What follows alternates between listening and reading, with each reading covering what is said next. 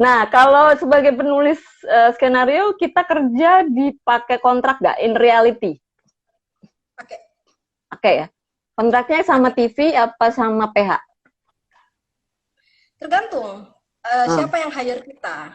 Kalau gue waktu di Trans TV itu kontraknya sama Trans TV-nya. Waktu gue The East awalnya gue sama PH-nya, tapi terus ada perubahan cara pembayaran, kontrak gue akhirnya dipindah ke televisinya gitu. Jadi tergantung siapa yang hire kita. Hmm. Nah itu yang kita berkontraknya sama dia, Oh, sama berarti PH. lu deal-dealan sama TV sendiri gitu? Pada Iya, oh, iya. Jadi waktu di kontrak sama PH ya gue dealnya sama PH. Begitu dibilang, oh ya sekarang dealnya sama TV ya karena sistem pembayarannya sekarang beda gitu. Ya udah akhirnya gue nego lagi sama TV. Jadi hmm. bikin kontrak baru karena ininya beda sekarang. Kontraktornya beda. Kalau di TV itu, kita kan misalnya saya penulis baru nih, terus gue lihat TV, oh PH-nya PH ini nih. Bisa nggak sih saya sebagai penulis baru itu misalnya coba-coba bikin skenario atau bikin konsep gitu, terus datang ke PH-nya itu kemudian menyerahkan itu. Apakah ada kemungkinan seperti itu? Ada lebih aman sih gini. Pertama cari ada tukang otak-otak. Jadi pertama pertama cari orang yang entah itu script editornya atau penulis skenario yang udah seniornya. Kan biasanya ada tuh di credit title tuh misalnya script editornya si A gitu. Hmm. Nah, cari aja kontaknya di entah di Instagram, entah di medsos lainnya gitu terus hubungin. Oh, Atau cari oke. Okay. penulisnya.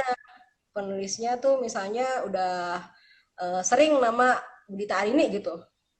Cari Instagramnya, cari medsosnya, hubungin. Suka ada sih yang menghubungi gue DM gitu. Dan Terus si script editor juga udah banyak juga sih yang dihubungin kayak gitu langsung. lah posisi lu kan sekarang udah senior ya, senior. Sebagai penulis senior, lu merasa terganggu nggak kalau banyak penulis baru yang nge-DM DM-nya lu tuh? Enggak, biasa aja. Ah, oke, okay, that's good. Uh, cuman gini, kalau cuman nanya sih gue jawab gitu ya. Paling gue nggak jawab karena gue nggak perhatiin notifikasinya. Notifikasi medsos itu gue nggak perhatiin gitu. Baru Oke, bukanya okay. setelah berapa lama. Kalau cuma nanya dijawab. Tapi kalau misalnya minta tolong bacain naskah Skenario gue, saya gitu. Ah. nah itu tergantung ini sih, tergantung kesibukan sih. Kadang-kadang lebih sering sih gue nggak baca atau baca awalnya doang. Apa kalau kalau itu menarik banget gue sampai baca terus komentar ada yang gue komentarin kayak gitu tapi ada juga yang baca sekilas skimming bacanya gitu terus oh menurut gue nih begini ada juga yang nggak gue baca. Apa sih yang menurut lu menarik itu? Yang tadi misalnya dari sebuah, misalnya lu baca, tiba-tiba ada yang nge-DM terus ngirim lu skenario atau mungkin sekedar konsep. Kalau menurut orang yang udah lama di dunia pertelevisian, itu apa yang membuat lu jadi tertarik untuk membaca dan mungkin mengontak si penulisnya itu? um, Lebih ke uniqueness ya, keunikan apa yang dibawa di cerita itu. Keunikannya tuh bisa dari karakternya yang unik, bisa dari situasinya yang unik, settingannya gitu. Misalnya settingan zaman dulu dan zaman sekarang dicampur aduk gitu gimana. Atau ya dari konfliknya.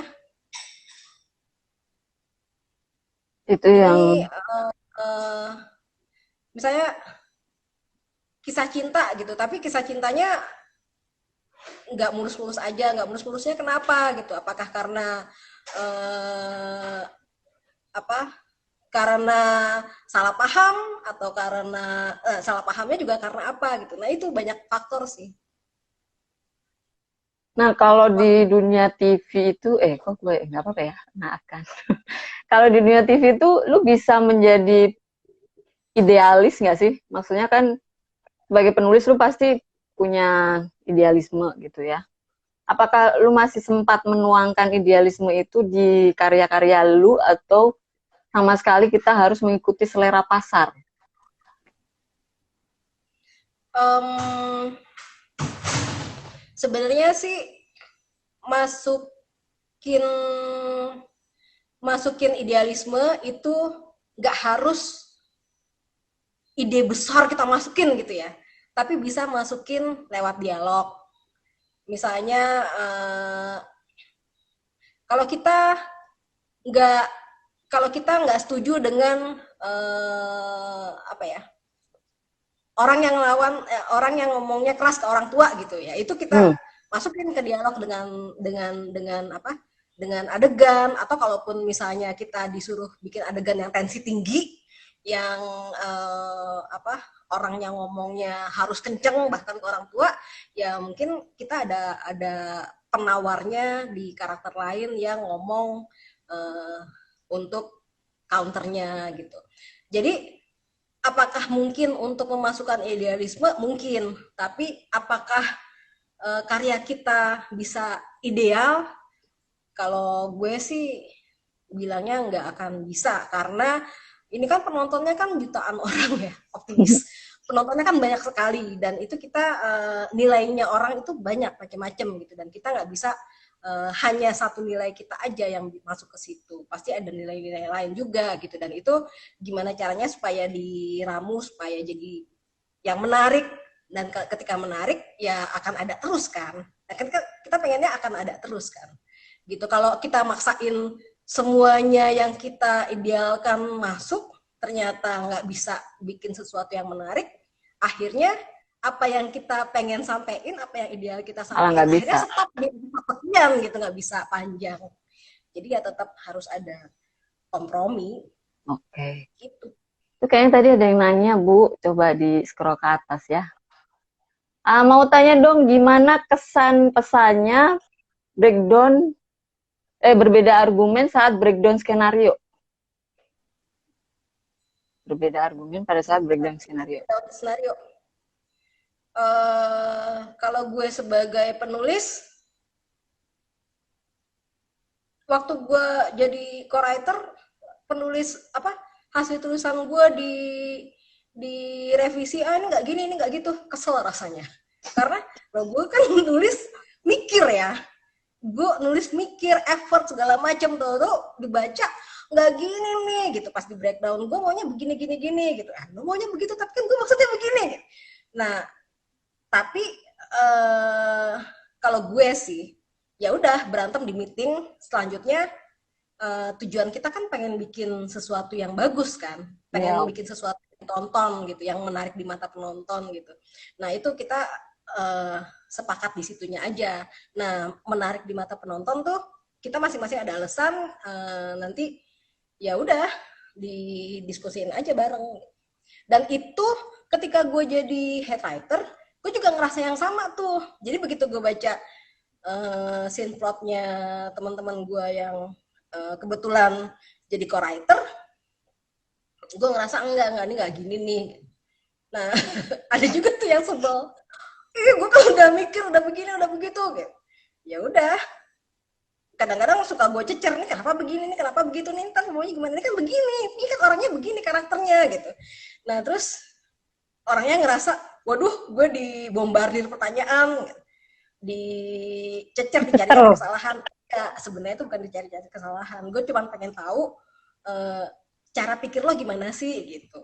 Nah kenapa gue pengen tahu cara pikir lo, supaya gue ngerti nih, oh lo bikin ini untuk ini, ntar arahnya ke sana gitu. Kalau gue tuh dulu langsung enggak, ini lo bikin scene-nya jangan begini, lo bikin scene-nya begitu gitu, enggak dibedah gitu otak gue, langsung diarahkan aja gitu ya, langsung di drive gitu. Jadi gue kesimpulan sendiri gitu. Oh maksudnya dia tuh supaya begini gitu. Jadi ketika breakdown apa ketika breakdown Sinprot ya itu seperti yang gue omongin tadi di awal, itu semuanya ya akhirnya belajar lagi gitu. Meskipun gue nggak setuju sama pendapatnya si, misalnya gue diskusinya sama produser gitu, gue nggak setuju sama si produser gitu, tapi ya setelah gue ajuin pendapat gue dan dia juga diskusi sama gue maunya apa, ya udah ketemunya di mana, ketok palunya kan di produser tuh. Ya pasti dia juga punya alasan kenapa dia maunya begini gitu. Ya mungkin dia dapat info dari mana bahwa oh ini yang lebih diterima masyarakat gitu. Atau dia mau masukin apa gitu, misalnya ada pesan sponsor yang harus masuk di situ gitu. Itu kan kita juga harus kompromi gitu, tapi ya seru sih sebenarnya kalau kita apa ya, tujuannya, lihat tujuannya ya. Kalau kita tujuannya mau bikin yang bagus. Tapi pernah nggak sih merasa lu udah dicemplungin di situ, terus apa yang lu mau tulis pun lu merasa tidak terakomodir, bahkan udah mentok aja lebih istilahnya, diskusi pun udah nggak bisa gitu. Apakah ada pernah zaman-zaman seperti itu? Dan itu gimana cara ngatasinya biar lu bisa betah berepisode-episode?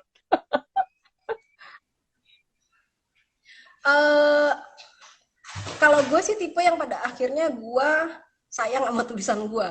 Sayang dalam arti gue nulisnya tuh pakai hati gitu. Ketika gue nulis udah nggak pakai hati ya udahlah, asal jadi. Nah, apa ya, tough, apa ya, sesukar-sukar, sesulit-sulitnya revisi, sesulit-sulitnya diskusi gitu ya. Gue tetap ngerjain itu dengan hati itu, sehingga gue ngerasa apa yang gue naskah yang gue setor itu gue puas gitu. Nah, apakah nanti hasil eksekusinya memuaskan? Ya kadang-kadang sih gue ngerasa hasil eksekusinya tidak seperti bayangan gue. Cuman kan itu udah bukan, gue ngerasa itu bukan ranah gue untuk ngomong gitu. Paling gue ngomong ke produsernya gitu, ini gue ngerasa begini-gini. Tapi gue kan nggak tahu kenyataannya di lapangan gimana. Jadi ya lebih ke catatan aja, lebih ke catatan gue gitu. Misalnya ini serial nih, nantinya ada harus bikin yang lanjutannya dari episode yang udah jadi. Gue berpikir bahwa oh kalau yang adegan begini gue tulis begini, di treatnya di lapangan akan begitu, sehingga kalau gue mau begini gue harus misalnya mempermudah adegannya supaya eksekusi di lapangannya tidak dianggap sulit, akhirnya dipermudah, akhirnya nilai adegannya turun gitu. Paham nggak, Bin? Kira-kira rasanya teknis banget gitu misalnya. Jadi lebih ke catatan aja sih, catatan buat gue sendiri maksudnya. Oke. Jadi lu sebagai penulis juga harus mempelajari mungkin tim produksinya gitu ya, sama si produsernya ini tipikalnya kayak gimana, kayak gitu mungkin kali ya. Iya, makanya tadi yang gue bilang itu, setiap produksi itu pasti belajar hal baru deh, dari kontennya maupun dinamika kerja sama orang-orangnya. Nah, yang ada menarik juga adalah lu pernah mengerjakan project buat net itu mengenai apa, militer gitu ya, apa? Aduh, aku lupa Patriot. judulnya. Patriot, itu saya tidak bisa membayangkan seorang Dita gitu yang cewek banget ya kan, keibuan gitu, terus tiba-tiba harus menulis mengenai si patriot ini, angkatan bersenjata, terus gerilya, terus bawa senjata dan sebagainya. Nah itu gimana caranya lu supaya bisa meriset hal-hal tersebut waktu itu tuh? Net itu waktu itu PA-nya, kreatif dan PA-nya langsung dikirim ke Mako Brimob. Mako Kopassus. Mau. Jadi mereka yang komunikasi, yang nyerap ilmunya sana gitu, terus dilempar ke kita, diceritain semuanya lah gitu. Jadi lu nggak pernah ke lokasi langsung, maksudnya ke Makobrimob itu? Nggak pernah, tapi gue dikasih videonya, dikasih buku-bukunya, dikasih referensinya gitu. Uh, ya ada referensi yang serem-serem juga, ada referensi hidup yang touchy juga gitu. Itu semua diceritain. Terus ya udah dibikin deh skenario nya. Itu pakai riset. Iya, pakai riset Dan kan. pakai riset dan pakai apa ya, pendamping dari Kopassusnya beneran. Mau. Itu tim atau lu sendirian? Tim, gue jadi itu di situ gue co-writer. Head writer gue sendiri itu udah ganti beberapa co. Uh, terus ya gue paling awet. Tabah dan Dari ya tabah. nggak tahu. Katanya sih untuk adegan militernya gue cukup deskriptif katanya, Yeah. dan cukup harus di tone down Oh, brutal. terlalu masuk gitu. Saking banyaknya baca referensi gitu ya, terlalu masuk. Enggak, ini nggak untuk TV ini. Di tone down. Oh, berarti referensi dan riset itu sungguh penting ya kan? Riset Sangat. dan Bahkan referensi. gue punya grup WA yang orang-orangnya suka gue jadiin sumber riset gue.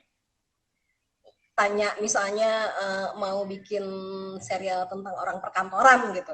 Nah di grup itu tuh ada anak-anak yang ngantor gitu, dan ngantornya agensi. Ya pas dengan apa yang pengen gue riset gitu. Itu gue riset semuanya, dari karakternya, masalah-masalah di situ, sampai cara ngomong, sampai cara cara gaul, sampai cara eskapismenya gimana gitu. Itu tanyain aja semua. Itu Lumayan salah ribet satu. juga ya. Iya. Sebagai penulis TV, ya. Kenapa?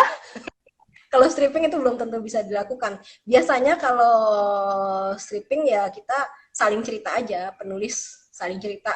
Karena kan tim ya, tim penulis nih. Tim penulis kan ada beberapa orang gitu ya, minimal 5 lah. Itu 5 orang kan pasti punya reference masing-masing, punya pikiran Punya masing-masing. pengalaman hidup lah ya. Pokoknya itu dicampur jadi satu, ditambah-tambahin jadi lebih dinamis, jadilah. Meskipun agak ngarang, bukan agak-agak lagi, ngarang abis gitu kan ya. Kadang-kadang yang ngarang abis itu ternyata di dunia nyata itu ada. Oh, oke. Sering gue kaget-kaget kayak gitu. Kemarin baru kita bahas. Ternyata ada. Kayak cerita-cerita keluarga yang di sinetron itu, yang anak dibuang terus dipungut sama siapa, akhirnya terjadi perebutan. Di dunia nyata ternyata ada, Win. Nggak ada yang baru di bawah matahari ini ya. Oke, tadi kan sedih-sedihnya di dunia pertelevisian. Sekarang kita masuk ke layar lebar ya kan, karena Gita ini juga pernah mengerjakan beberapa film layar lebar. Ayo ngaku ya. Masuknya pertama kali dari TV terus ke layar lebar itu gimana? Apakah sebetulnya memang masih satu jalur, apa benar-benar melakukan lompatan yang besar begitu? Kalau gue satu jalur. Film pertama gue sebagai co-writer, head writer gue dapet project film, dia minta gue yang nulis, jadi gue nulis sebagai co-writer. Nah terus film kedua itu head writer gue yang lain, gue head writernya banyak, Bu. Head writer gue yang lain itu juga minta bantuan karena dia nggak bisa nulis sendiri, gue yang nulis. Nah yang ketiga itu head writer gue dihubungin, dia benar-benar udahlah lo langsung aja nih hubungin anaknya gitu. Anaknya tuh maksudnya gue. Nah, terus udah gitu si itu penulis. Nah, sutradaranya, ini film ketiga ya, Super Didi ya. Sutradaranya itu juga ditanyain sama produsernya, ada kandidat penulis nggak gitu. Terus dia bilang kayaknya yang ini cocok gitu. Nah, ternyata dua orang yang dihubungin berbeda mengajukan nama yang sama gitu, namanya gua. Nah, itu sebenarnya bisa kayak gitu karena gue udah sering kerjasama sama banyak orang kan, Hmm. jadi ya orang tahu gue, eh, orang-orang percaya gue bisa ngerjain ini. Jadi Lu bisa layar, dipercaya. iya, layar lebarnya adalah Super Didi tahun 2016, Sawadikap tahun 2015, dan Inika Rasanya Cinta itu 2005. Nah, yang aneh itu adalah di Sawadikap sebagai ghostwriter. Nah, itu ada sistem kayak gitu juga ya? Kalau boleh, kalau misalnya boleh diceritain tuh. Eh, jadi waktu itu, oh, kenapa gue ghostwriter ya? Karena eh, pertimbangan nama. Nama gue kagak dikenal. Nama yang tercantum di situ lebih dipercaya, lebih menjual. Jadi pertimbangan itu sih. Makanya akhirnya gue mencantumkan di CV itu sebagai ghostwriter aja. Even itu bukan head writer gue. Kok jadi curhat sih? Lo Intinya enggak ini, enggak, gua kan ada di dunia, dunia buku. Di dunia buku itu bahwa yang disebut dengan apa, ghostwriter itu ya. Tapi aku baru tahu kalau ternyata di film layar lebar itu ada juga yang ghostwriter juga gitu. Dan itu mungkin penulisnya mungkin yang jadi writernya itu terkenal. Terus lu sebagai penulis ya sama sekali tidak ditulis pasti kan. Tapi apakah yang nulis film itu totally lu atau dibantu sama si penulis ini juga? Yang penulis konsep awalnya penulis yang tercantum itu. Konsep awalnya. Terus udah di draft sekian, akhirnya ganti penulis. Ganti penulisnya ke gua. Terus akhirnya syuting di, gue juga ada revisi satu, revisi dua gitu, baru syuting. Cuman tadinya gue pikir sih namanya akan dua gitu, atas bawah. Tapi Mhm. cuma satu yang ditulis ya udah. Sedih nggak? Bertanya ya, sudah dapat jawaban. Nah, berarti kan, oh itu apa ya istilahnya, bukan ini ya, apa ya kalau, jadi ini hasil karya karya lu tapi lu tidak diakui dan sebagainya, itu salah satu inilah ya, sedihnya di dunia penulis skenario.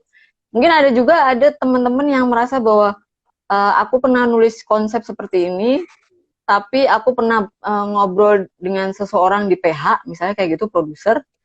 Habis itu gue dicuekin, maksudnya nggak ada kabar gitu. Tapi terus tiba-tiba filmnya nongol dan itu ceritanya cerita gue gitu.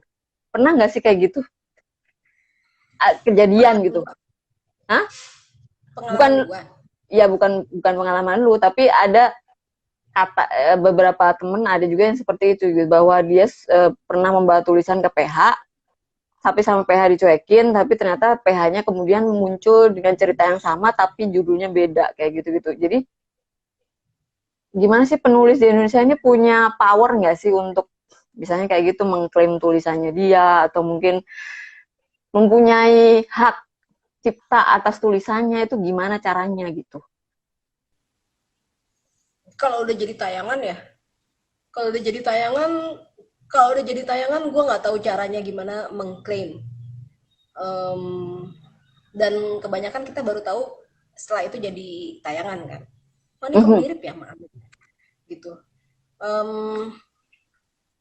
Emang sih itu riskan, apalagi dunia kreatif kan bisa disebut gini, orang bilang yang punya ide kayak lu tuh nggak cuma lu Hmm. gitu.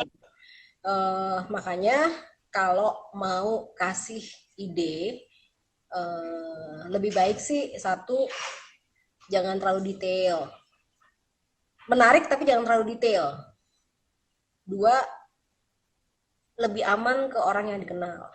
Oke. Nah, orang yang dikenal tuh gimana? Misalnya udah pendekatan duluan ke produsernya, kalau nggak Mhm. lewat produsernya ya ke script editornya gitu. Nah, pendekatannya gimana kalau kita benar-benar baru? Ya itu yang tadi gue ceritain itu, ya bisa dari medsosnya, bisa dari apa ya? Sekarang corona sih ya, jadi nggak ada event gitu ya. Kalau ada event diskusi-diskusi datengin aja, kenalan Kok gitu. harus Kayak aktif juga ya?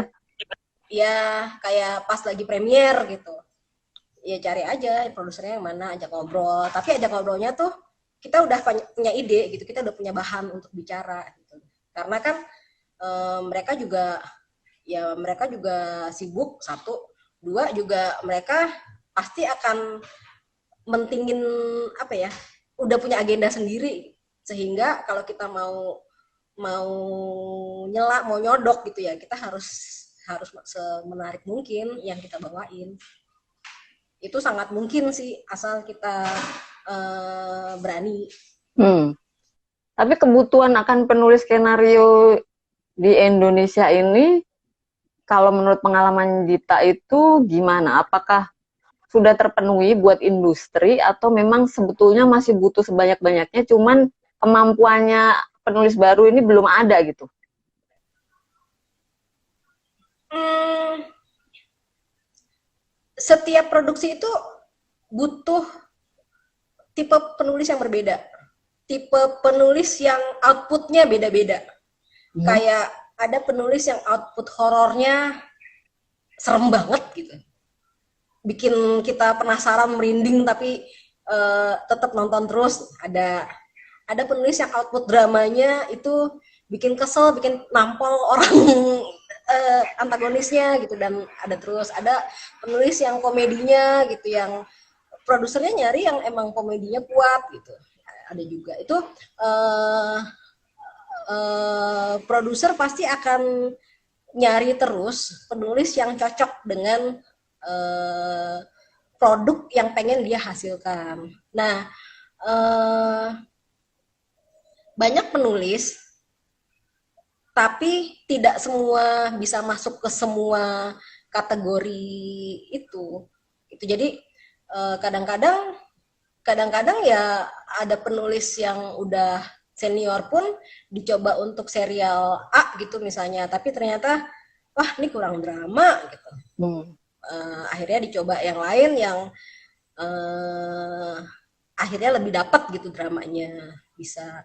Nah terus uh, kondisi itu ya bikin bikin apa ya, bikin orang tuh butuh penulis terus sih sebenarnya, Oke. karena apa, regenerasi gini, produksi produksi adegan gitu itu lama-lama kan harus di refresh